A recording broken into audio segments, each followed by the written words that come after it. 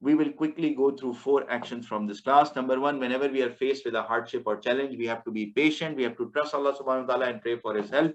We saw this example from Yaqub alayhi salam. He lost his another beloved son second time. So first time was Yusuf alayhi salam, and when he said patience is beautiful, sabrun jameel.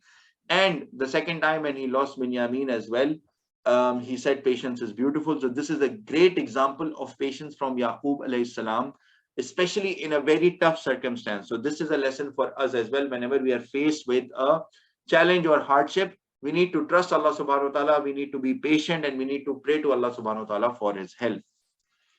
Staying humble when Allah subhanahu wa ta'ala gives you power or authority over people in any big or small capacity. This is a lesson that we got from Yusuf alayhi salam when all his family was combined and he consolidated them, and he gave a very nice speech that is very important for any ruler or person who has any power over people.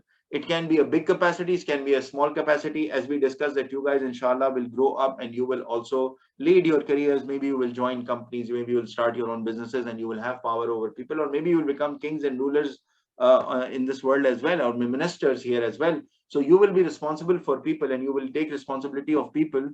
And that is the time when you need to stay humble. You need to realize that all of the skill sets that you have been given are from Allah subhanahu wa ta'ala. We saw Yusuf alayhi salam attributing all his success, all his capabilities, interpretation of events, interpretation of dreams, everything to Allah subhanahu wa ta'ala. He did not say that, oh, it's my capability, it's my skill set, I have done it and I am now the king and everyone should, listen to me and all. No, he did not say that.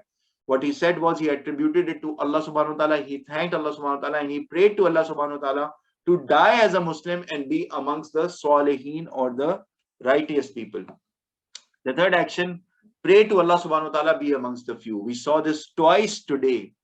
Twice today we saw Allah subhanahu wa ta'ala said that majority of mankind is not amongst the believers, are not the believing people. Those who truly believe and follow guidance. Don't follow the majority. We should be. So praying to Allah subhanahu wa ta'ala to be amongst the few, those who truly believe and follow guidance. Most of the mankind will not be believers. And obviously one of the lessons that we took is that majority of the people around us are not on the right path. So, be it our friends, be it the people around us, be it our relatives, we should not follow blindly. I'm not saying that we should start looking at other people as, you're not on the right path, no, I'm not saying that. There are many inspiring people whom you can find. You have to always continue to improve yourself.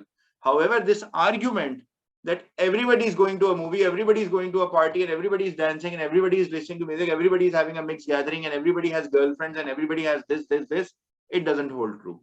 Because we saw Allah subhanahu wa ta'ala clearly stating that most of mankind will not be believers, which means majority is not always right, and we have to use our intellect to make our own decisions and to learn from the right inspirations. The few people, we have to find them, and by the way, if you seek for them, you will find them.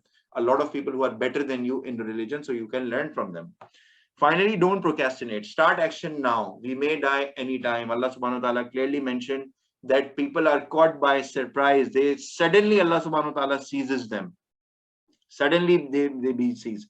And we know death is a reality. Be a Muslim, non-Muslim, anyone.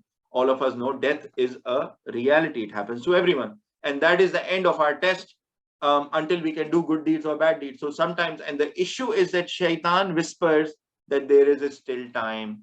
You don't need to do it right now. And you can pray later, or you can be a good person, better person later. You can let go of riba once, make your big house and the car that you need, then you can let go of riba and interest and these solutions.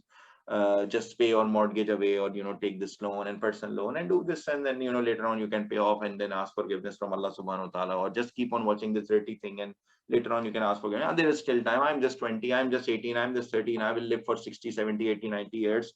Nobody has a guarantee. We know this.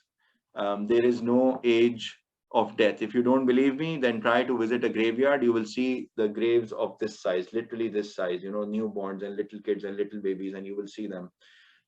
If you visit the graveyard, you will see. You can even search over the internet. Don't even do visit these days. So you will see small graves. So there is no age of death, and death means end of time and end of the test that we have been given.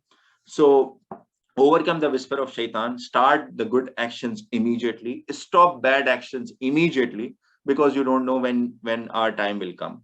and we should not delay actions that are in line with Allah subhanahu wa ta'ala's guidance. So I hope this is clear. Are there any comments, any feedback from anyone? We are a few minutes over the class.